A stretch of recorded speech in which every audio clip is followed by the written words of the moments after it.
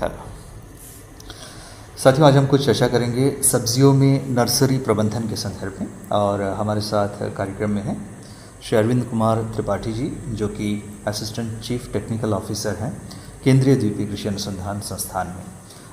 त्रिपाठी साहब, स्वागत है आपका कार्यक्रम में। धन्यवाद। देखिए, जहाँ तक सब्जियों में नर्सरी प्रबंधन का सवाल है तो एक बहुत ही महत्वपूर्ण मुद्दा है। जी जी। तो सबसे पहले तो आप हमारे साथियों को इसकी महत्ता के बारे में बता दीजिए। जी, ऐसा है, जब हम सब्जियों की प्रबंधन की बात करते हैं तो महत्ता और ये क्यों ज़रूरी है वो भी बात आती है।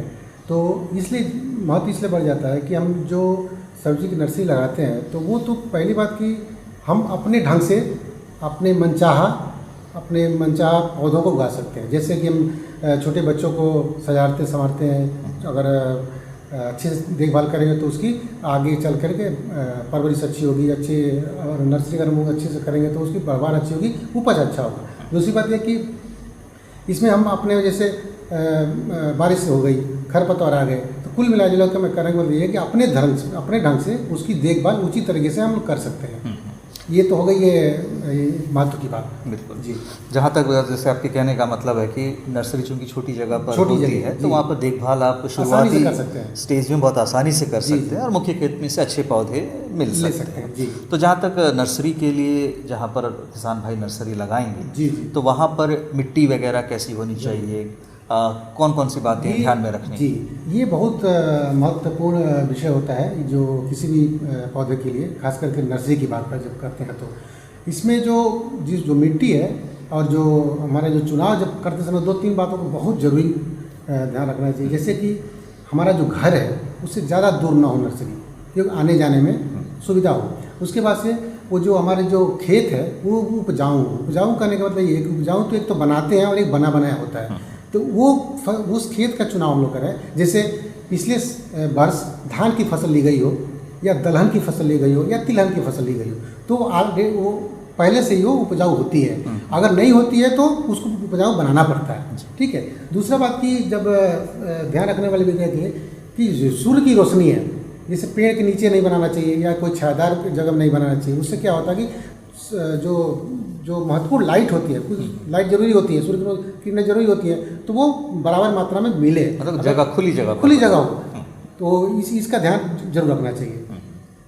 और दूसरी बात है कि जो ऐसा जगह होना चाहिए, तब एक तो घर में, मैंने कहा घर नज़दीक होना, और घर नज़दीक होने से ये भी जरूरी है कि जो हमारे आसपास जानवर हैं या पशु लोग हम जो पाल के रखे हैं वो उसकी बात देखभाल हम लोग ताकि अच्छे से कर सकें, ताकि हम लोग, और दूर मेरा घर रहेगा तो हम लोग नहीं कर पाएंगे। बिल्कुल। तो देखभाल करना जरूरी है जानवरों से। और मेरे ख्याल से यहाँ पर बहुत सारी निचली ज़मीन भी है तो उसका चुनाव नहीं करना बिल्कुल नहीं चाहिए, क्योंकि उसमें पानी नहीं लगना। अच्छा। हाँ। क्योंकि जल जमाव नहीं होना। अगर जल जमाव होगा तो नर्सरी बहुत मुश्किल होगा। 2 तरह से हम बना सकते हैं। एक तो अगर बरसात में नर्सरी बनाते हैं जैसे आजकल है तो उसको थोड़ा सा उठा लें, जिसको रेस बेड बोलते हैं। और अगर सपोज मार्च अप्रैल बनाते हैं तो समतल जमीन चल सकता है, क्योंकि मेरा मुद्दा ये है कि उसमें पानी ना रुकना।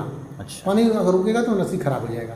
ठीक है, ये तो हो गई नर्सरी का कैसे लगाते हैं। बिल्कुल। इसके बाद देखिए, जो मिट्टी होती है नर्सरी की, तो उसमें कोई कीड़े मकोड़े ना हो, वो शुद्ध हो, ये भी बहुत ज़रूरी है। बिल्कुल जरूरी है। इसको तैयार करने के सबसे पहले क्या करते हैं, जब गर्मी जब होती है तो उसके कुछ दिन पहले उसको जुताई कर लेते हैं। और चूंकि नर्सरी एरिया कम होता है, 1 मीटर 2 मीटर, उस हिसाब से हम लोग तैयारी आसानी से कर सकते हैं। तो उसमें तैयारी करते समय एक तो जुताई कर लें, या हाथ से कर लें, या ट्रैक्टर से कर लें, या जो हल से कर लें, उसको जुताई करके अच्छी तरह से भुरभुरी बना दें। अगर ज़मीन सख्त है या कठोर है तो उसमें क्या करें, उसमें थोड़ा सा 1 या 2 किलो 1 स्क्वायर मीटर, अगर 1 स्क्वायर मीटर मतलब 1 मीटर चौड़ा, 1 मीटर लंबा, 1 मीटर ये चारों तरफ से 1 मीटर होना है, तो उसमें 2 से 3 किलो गोबर खाद डाल लें अगर सख्त है तो, और थोड़ा सा 500 ग्राम ये वर्मी कंपोस्ट डाल लें, और 2 से 3 किलो बालू डाल लें। बालू उन जगह पर डालें जहाँ पर कठोर मिट्टी हो। बालू डालने से तो जल सोखने की शक्ति उससे बढ़ जाएगी। ठीक है।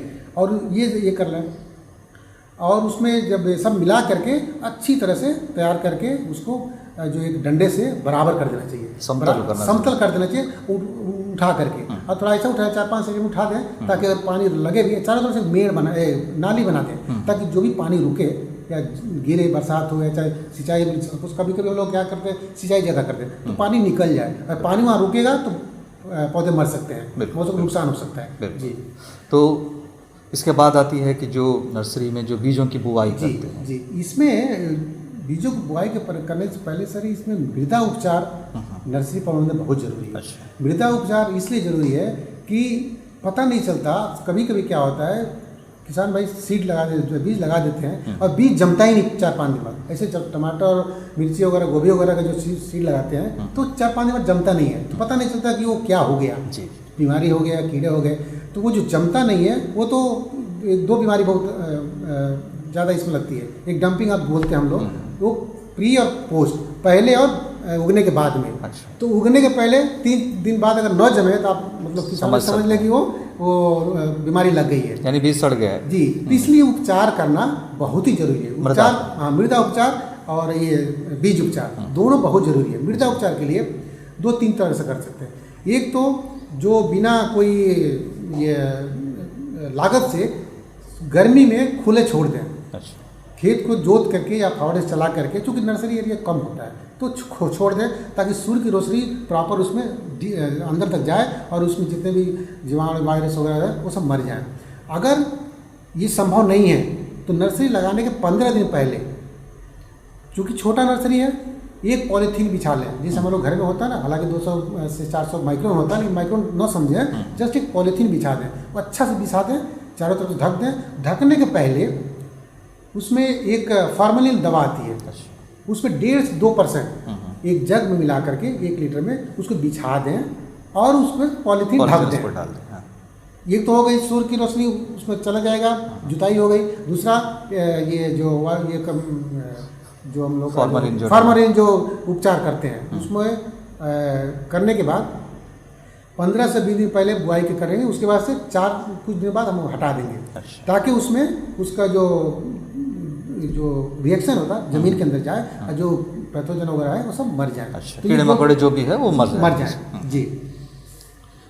अब इसके बाद बात आती है बीजोपचार की। आपने बीजोपचार का बीज उपचार और मृदा उपचार बहुत जरूरी है। बीज उपचार जैसे मृदा उपचार करते हैं उसी तरह 2-3 बातों का ध्यान रखना जरूरी है। जैसे बीज उपचार करने के लिए 2-3 तरह से है, जैविक कर सकते हैं, केमिकल भी कर सकते हैं, और एक जो हम लोग देसी मेथड है वो भी कर सकते हैं। अच्छा। अगर जैविक करना है तो हमारे इंस्टीट्यूट में, हमारे संस्थान में ट्राइकोडर्मा उपलब्ध है। 4 से 10 ग्राम के 1 किलो बीज मिला करके फिर उसको सोइंग करेंगे।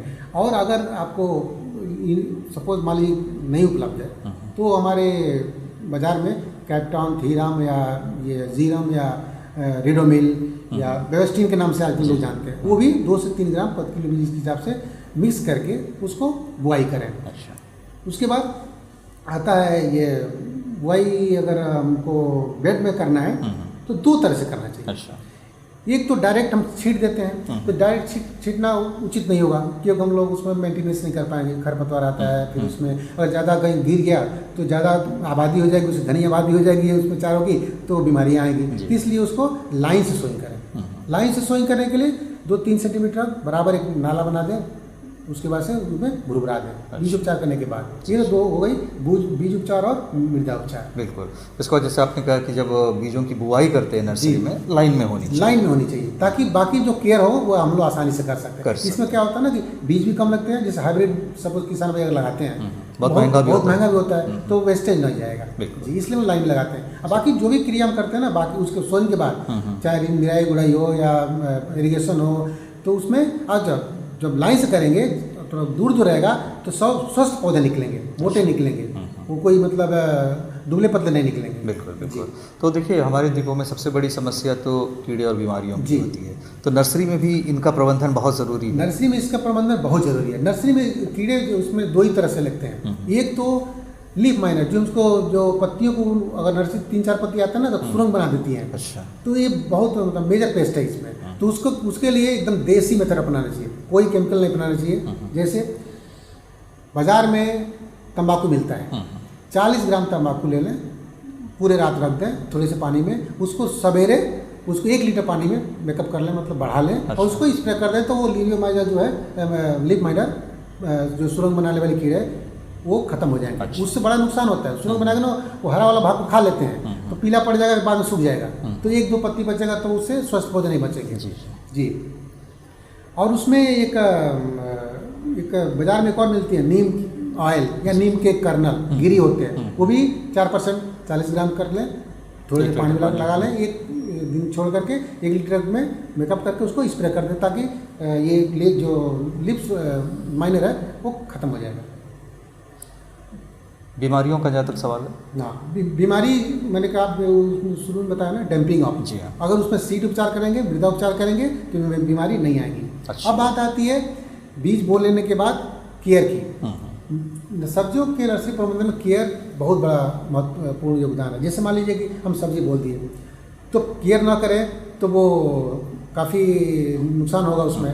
तो उसको सबसे पहले क्या करें, केयर करने के लिए एक चारों तरफ से एक फेंस टाइप का बना दे, जो भी हमारे घर में जो उपलब्ध सामग्री है बल्ली वगैरह से, अगर वो छाया दे दें, चाहे वो छाया चारों तरफ से हो, वायर मेश का हो या नारियल की सूखी पत्ती हो या बिछावन हो ऊपर, ताकि वो तेज बारिश, तेज धूप या चिड़िया वगैरह से बचाव हो सके।